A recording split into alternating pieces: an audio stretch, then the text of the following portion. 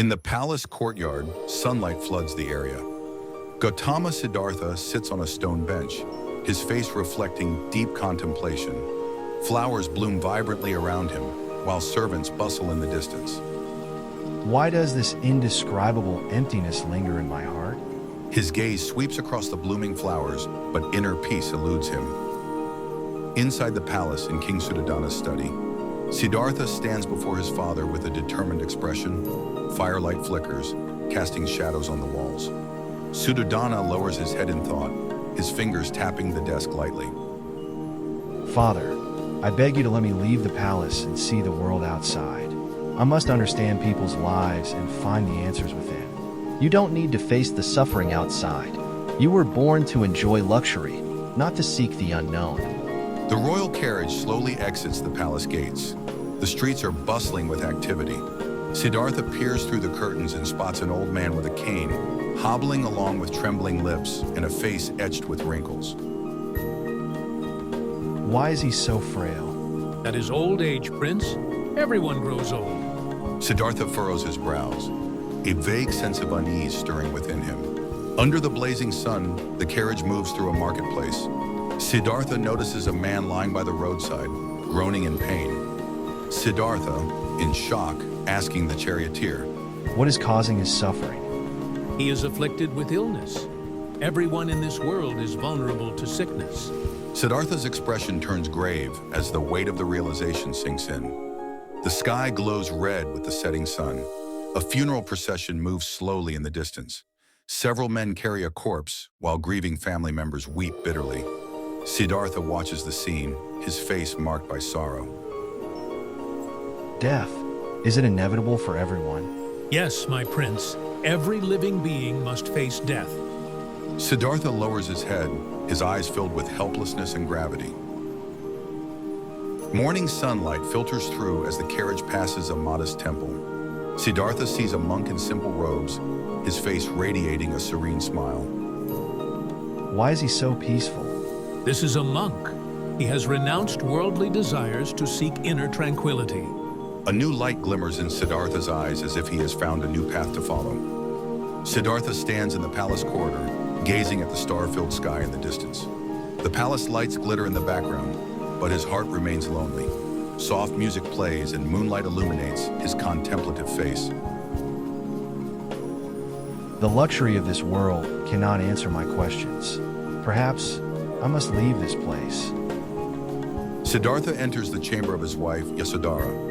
She and their son, Rahula, are fast asleep. Moonlight streams through the curtains, painting a tranquil and tender scene. I love you both, but I must seek the truth of liberation. He gently holds his son's hand, his eyes filled with reluctance, then turns to leave. At the edge of the forest at dawn, Siddhartha arrives at an open clearing on horseback. He dismounts, holds a sharp sword, and resolutely shaves his head, discarding his princely robes for a simple monk's garment. Birds chirp as a gentle breeze brushes his determined face. From this day forward, I am no longer a prince. I will pursue the path to liberation. In a secluded forest hermitage, Siddhartha bows before a renowned yogi. The setting is tranquil. The yogi sits cross-legged with eyes closed, exuding calm wisdom.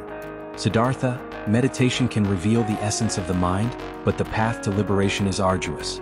Siddhartha clasps his hands together in respect, beginning his long journey of learning. Siddhartha sits by a campfire in the forest with a group of ascetics. Their emaciated bodies and solemn expressions reflect their harsh practices. Siddhartha looks at his cracked hands as hunger gnaws at him. Siddhartha, only through extreme austerity can we transcend bodily suffering. Siddhartha lies on a rock, his body skeletal and frail, his eyes sunken. His faint breaths break the silence as starlight filters through the forest canopy.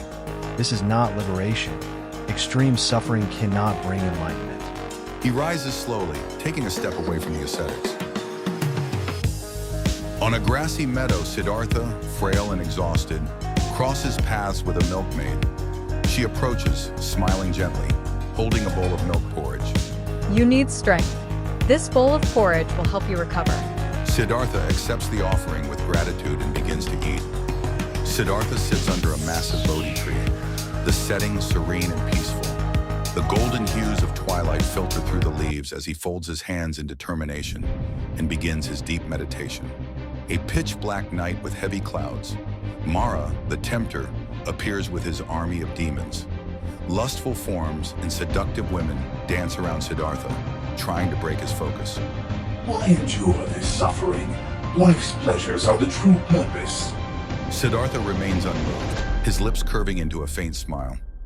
Furious winds howl as Mara summons terrifying visions in a raging storm. Leaves scatter, but Siddhartha stays still. Mara waves his arms in frustration, summoning thunder and lightning. My mind is a mountain, unshaken by desire or fear. As Siddhartha speaks, the storm begins to subside. The first rays of morning sunlight filter through the Bodhi tree. Siddhartha's serene smile glows as radiant light surrounds him.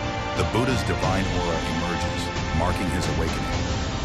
In Deer Park, Siddhartha, now the Buddha, speaks to 5 ascetics with a calm yet powerful voice. Their expressions change from skepticism to reverence. The Four Noble Truths and the Eightfold Path lead to the end of suffering.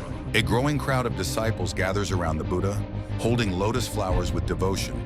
The Buddha walks among them, radiating compassion and wisdom.